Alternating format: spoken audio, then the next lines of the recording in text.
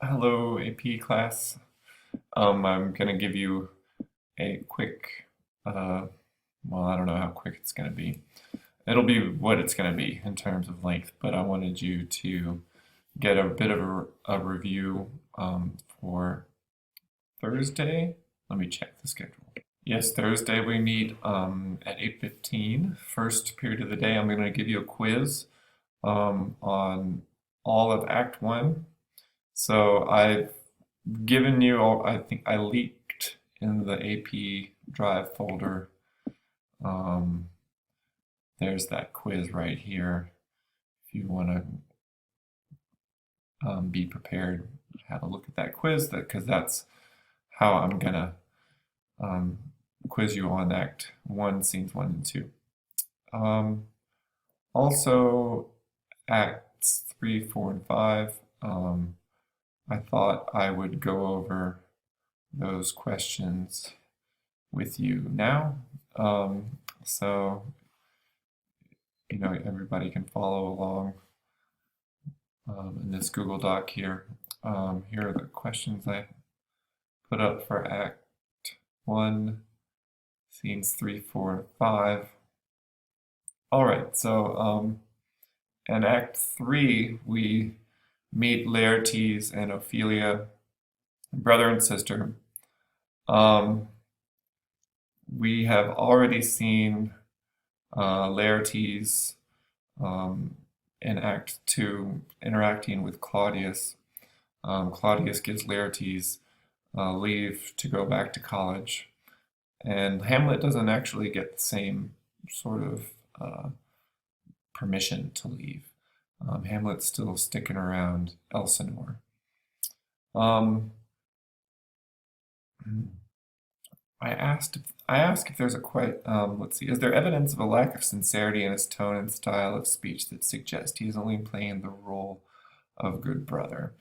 Um, I'm gonna that's a good question, but I'm not gonna trouble you with it. But what it is important to know is that Laertes is telling Ophelia, listen, stay away from, be careful with Hamlet.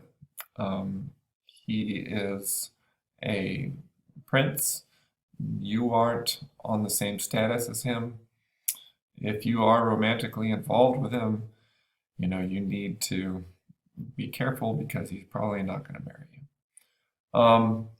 So another important thing to note then in this scene is the way that Ophelia interacts with Laertes and her retort, which is quite witty. Okay, so if you go to this document here, some of you might have the book, but I'll use the online version, and we are gonna go to Act 1, Scene 2, Scene 3. This is Laertes and Ophelia. Laertes is saying goodbye. My necessaries are embarked. Farewell. Okay. Let's see.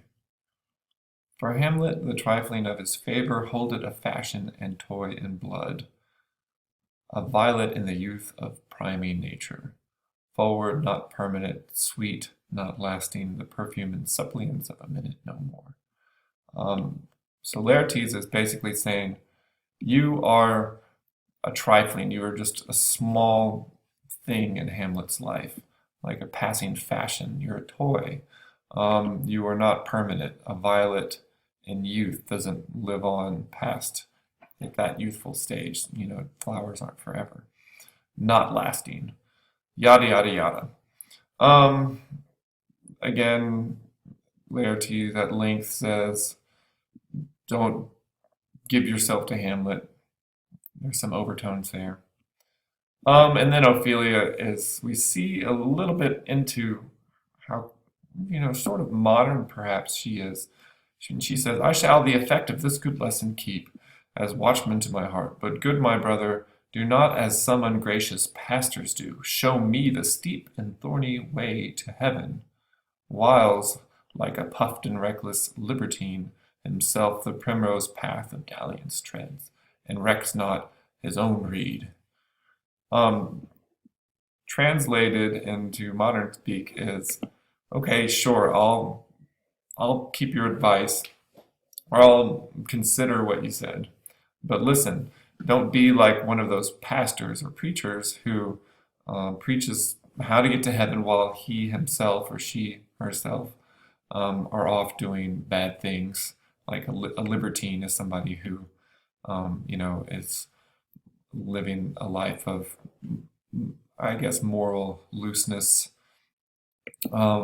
Anyway, so she has a neat retort to a little bit of sass back to her brother. And then comes in Polonius, um, and he has this long.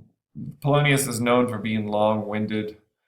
Um, he gives all of this advice to Laertes as he's about to leave. And funny, one of the most famous lines of Shakespeare is that this above all to thine own self be true. Actually, a bit of good advice, but the irony is that Polonius is not somebody who's really true to himself. He's an ambitious guy.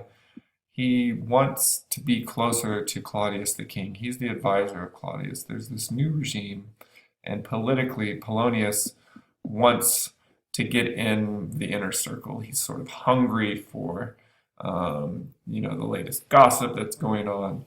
And when they start investigating Hamlet, Polonius is going to have his theories about what's going on with Hamlet and his dark mood.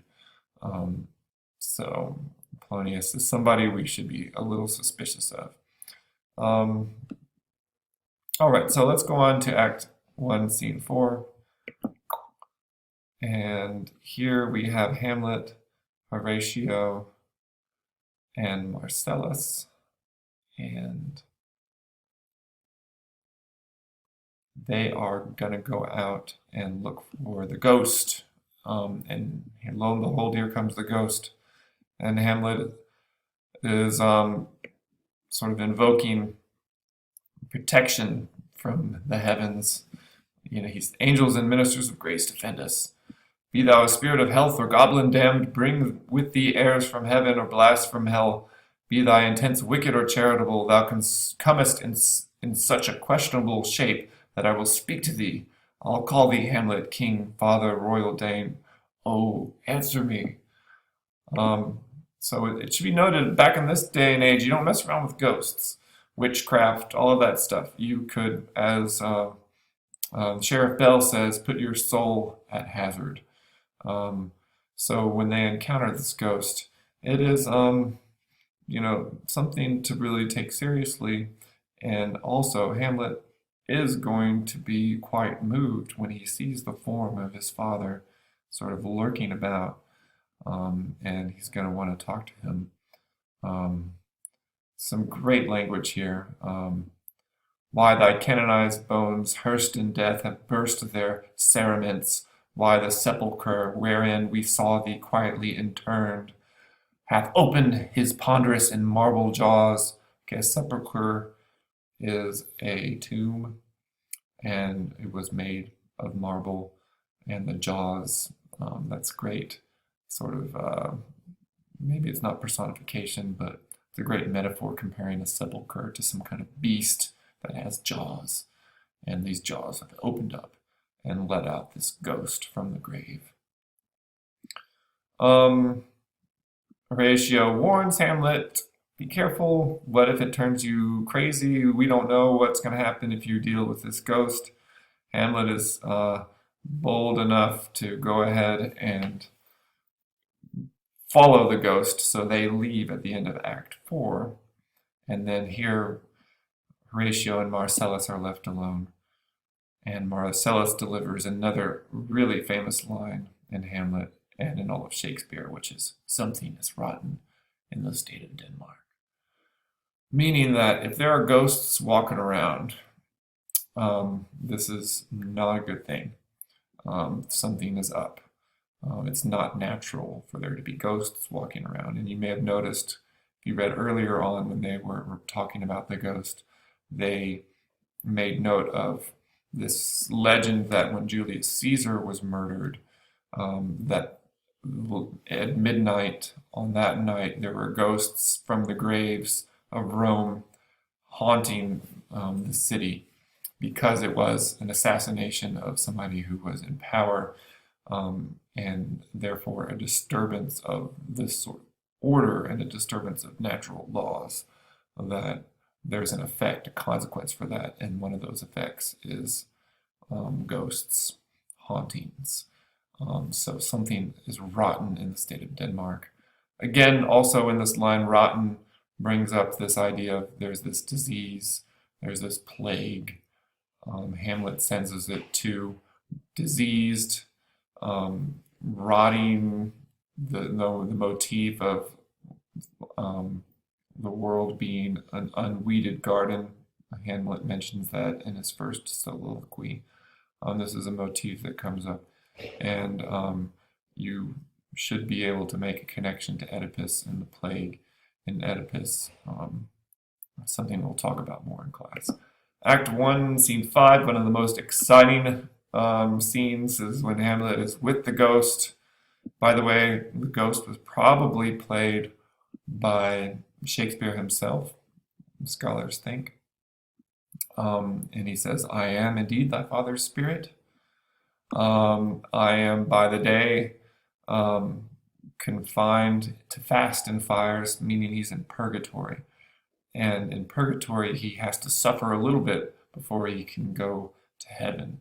He's not able to go straight to heaven because he was killed before he was allowed to confess. Therefore, his soul was somewhat stained, but he wasn't stained enough to go to hell, so he gets to go to heaven after he spends his time in purgatory, and he is doomed at night to walk around.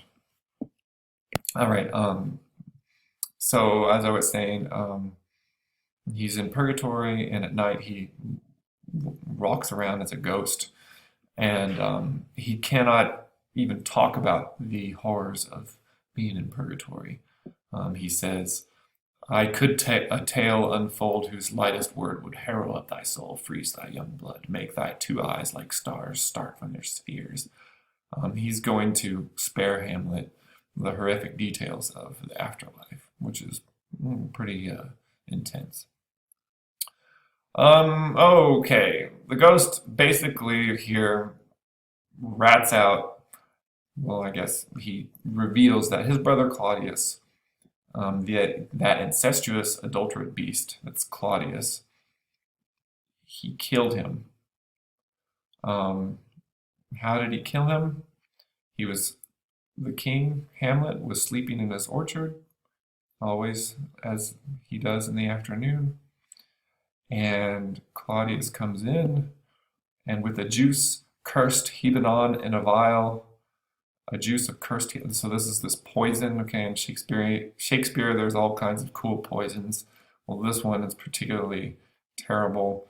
He poured the poison, the leprous distilment, and what happened when the poison goes into his ear, it goes into the natural gates and alleys of the body, and with a sudden vigor doth posset and curd, like eager droppings into milk, the thin and wholesome blood. So basically this poison turns your blood into this like curdled sort of substance, the way that if you've ever poured acid into milk, it turns into curdled milk.